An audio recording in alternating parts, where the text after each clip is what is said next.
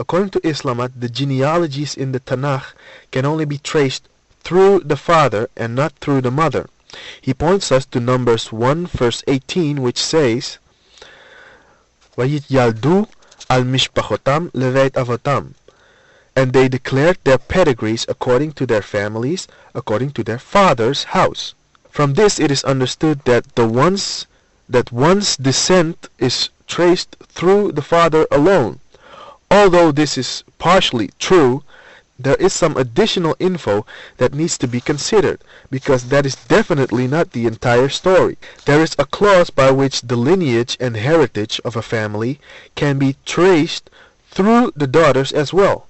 In Numbers 27 we read, "The daughters of Zelophehad, the son of Hefer, the son of Gilead, the son of Machir, the son of Menashe, of the families of Menashe, the son of Yosef, came forward, and his daughters' names were Malha, Noah, Hogla, Milcah, and Tirsa. They stood before Moshe and before Eleazar, the Kohen, and before the chieftains and the entire congregation at the entrance of the tent of meeting, saying, Our father died in the desert, but he was not in the assembly that banded together with the Lord in Korach's assembly. But he died for his own sin, and he had no sons. Why should our father's name be eliminated from his family because he had no sons? Give us a portion along with our father's brothers." So Moshe brought the case before the Lord.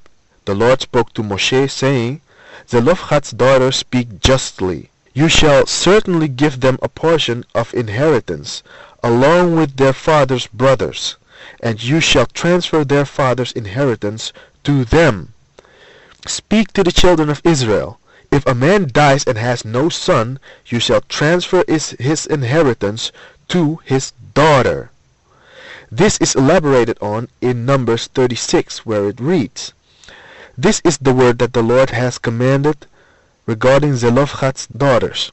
Let them marry whomever they please, but they shall marry only to the family of their father's tribe. Thus the inheritance of the children of Israel will not be transferred from tribe to tribe, for each person from the children of Israel will remain attached to the inheritance of his father's tribe. Every daughter from the tribes of the children of Israel who inherits property shall marry a member of her father's tribe. So each one of the children of Israel shall inherit the property of his forefathers." Now these are the conditions that a woman that inherits from her father to pass on his lineage must meet. 1. She must not have brothers. 2. She must marry within the tribe of her father. Further proof that the lineage is passed on through the daughter we find in 1 Chronicles 2, where it says that Sheshan had no sons but only daughters, so he gave one of his daughters to one of his servants in marriage, and she bore him a son, through which his lineage was prolonged.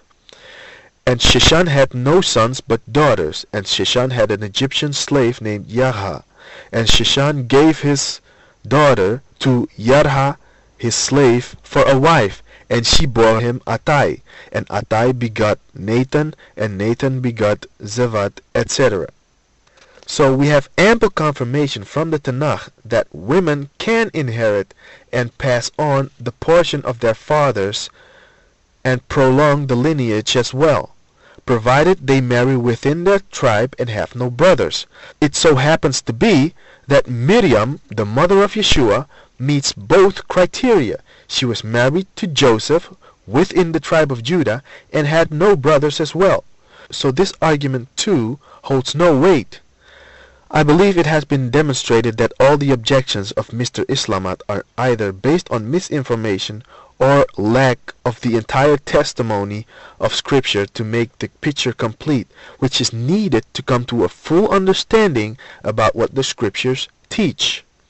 Now what I find astonishing is that Mr. Islamat claims that he does believe that Yeshua is the Messiah the Jews were waiting for, but he doesn't believe that we can base this on the Tenach.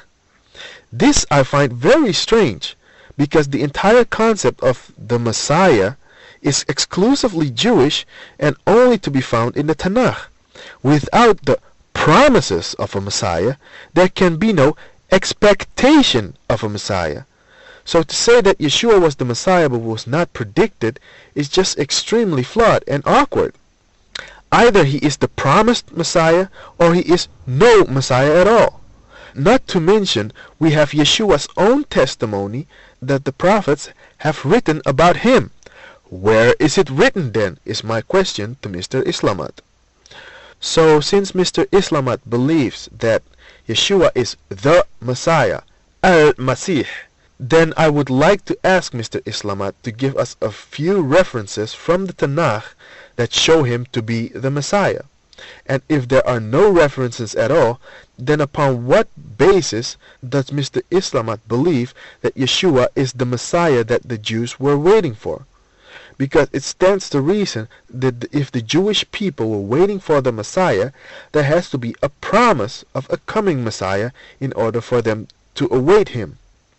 So therefore, I would like to ask Mr. Islamat to provide us with some 3 or 4 references about this Messiah that the Jewish people were waiting for and how we could recognize him, and especially references on how this Messiah was to be a Muslim. Shalom.